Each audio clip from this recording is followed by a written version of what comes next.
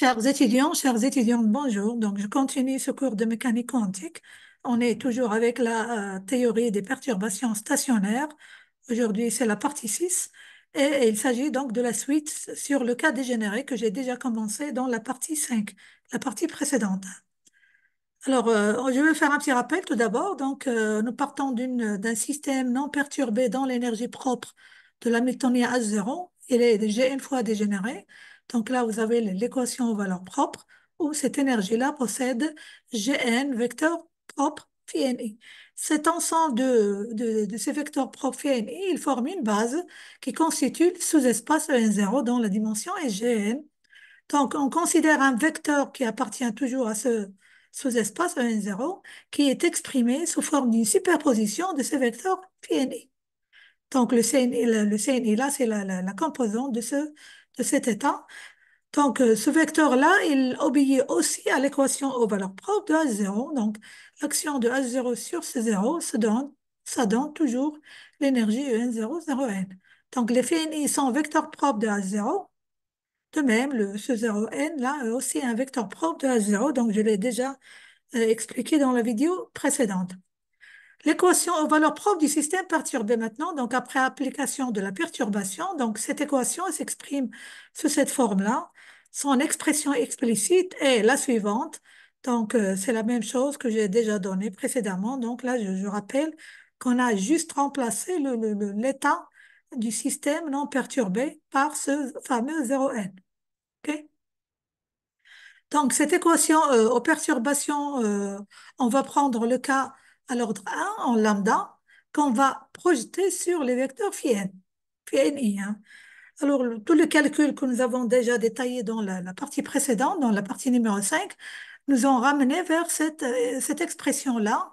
Donc, cette expression, elle est constituée d'une sommation sur I' allant de 1 jusqu'à Gn W bar et prime qui sont les éléments de matrice de la matrice de perturbation dans les vecteurs, dans les états phi ni et phi ni prime. Ok. Donc, cette expression écrite explicitement sous forme matricielle, donc là, vous avez la matrice W bar. Je rappelle, c'est la matrice restriction dans le sous-espace E10 de la matrice de perturbation W. Là, qu'est-ce que c'est que ces vecteurs-là unicolores? Ce sont les vecteurs 0n. Bien sûr, là, vous avez l'énergie corrigée à l'ordre 1. Donc, l'équation aux valeurs propres correspondante est la suivante. Donc, vous avez 2 W bar 0n est égal à la correction n à l'ordre 1, 0n. Donc, cette écriture matricielle est la même que celle-là. Donc, ça correspond à l'équation aux valeurs propres de W bar que nous allons résoudre, hein. Donc, nous allons résoudre ceci. Donc, on va obtenir les énergies propres corrigées à l'ordre 1. Comment? Eh bien, par la diagonalisation de W bar, c'est-à-dire par la résolution de l'équation caractéristique qui s'exprime sous cette forme-là. Donc, il faut revoir les notions de formalisme. Donc, en résolvant cette équation caractéristique, nous allons obtenir les racines. Donc, nous allons avoir J racines distinctes de cette équation caractéristique qu'on va noter ici, epsilon nj, avec J allant de 1 jusqu'à Fn. Et le Fn, il est inférieur à Gn, il est supérieur à 1. Hein, donc, sa valeur maximale, c'est le Gn qui est le degré de dégénérescence de notre énergie du système non perturbé. OK? Chacune ces Fn racines distinctes va donner une correction différente à l'énergie du système perturbé, hein, au premier ordre. Nous écrivons sous cette forme-là.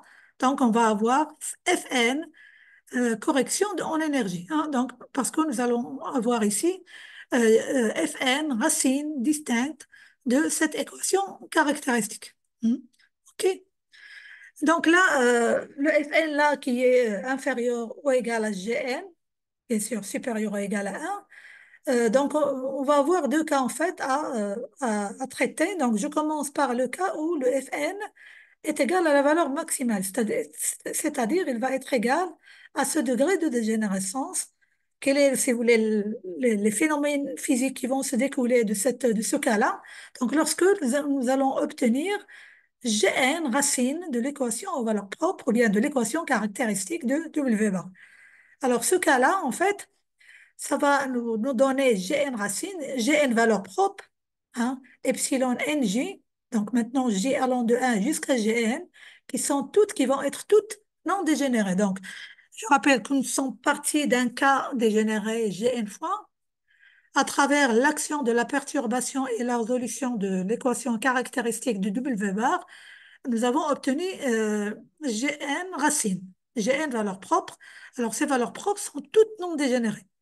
Dans ce cas, on dit que l'action de la perturbation W fait éclater le niveau d'énergie E1,0 en Gn sous-niveau. Ok. Donc, je vais donner la représentation graphique de cet éclatement, l'obtention de ce Gn sous-niveau. Donc là, on part du cas de l'énergie E1,0 qui est Gn fois dégénérée avant perturbation. Après perturbation, on va avoir un éclatement. Voilà, donc on va avoir éclatement en Gn sous-niveau. Donc 1, 2, 3 jusqu'à Gn. Donc là, on va avoir Gn sous-niveau obtenu par l'action de la perturbation. Et tous ces énergies-là sont non dégénérées. D'accord? Donc, qu'est-ce qu'on va conclure? Eh bien, on va conclure que la dégénérescence est complètement levée par l'application de cette perturbation. Donc, c'est ça la conséquence de cette application de cette perturbation dans ce cas où nous avons Fn égale à Gn. Mais ce n'est pas toujours le cas. Parfois, on a le cas où Fn il est strictement inférieur à Gn. Il n'est pas égal à Gn, mais inférieur. Et bien sûr, supérieur à égal à 1. Il peut être égal à 1.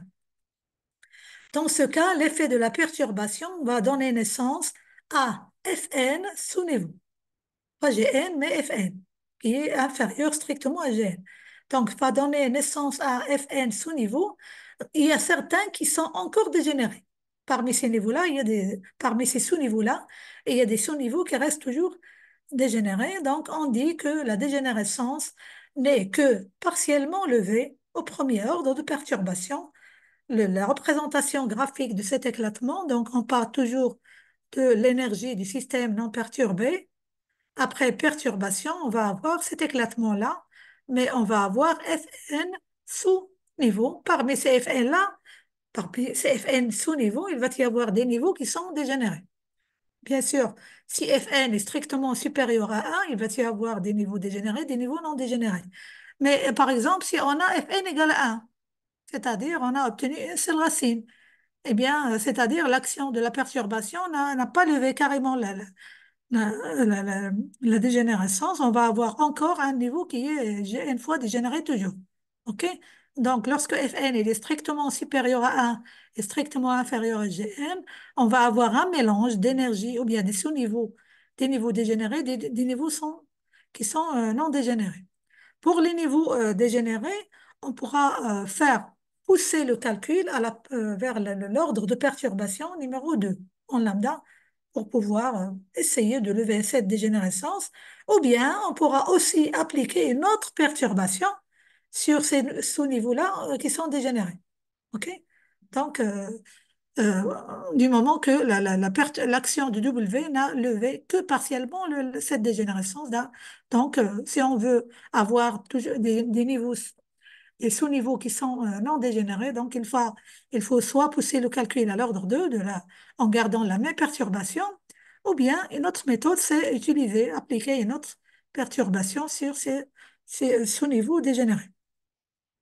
D'autre part, on va avoir affaire à calculer, à déterminer les corrections sur les états.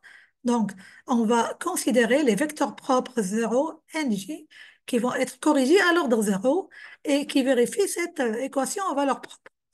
Donc, comme nous avions ici Fn racine de l'équation caractéristique, donc on va avoir Fn équation aux valeurs propres qui vont nous permettre de déterminer ces vecteurs propres.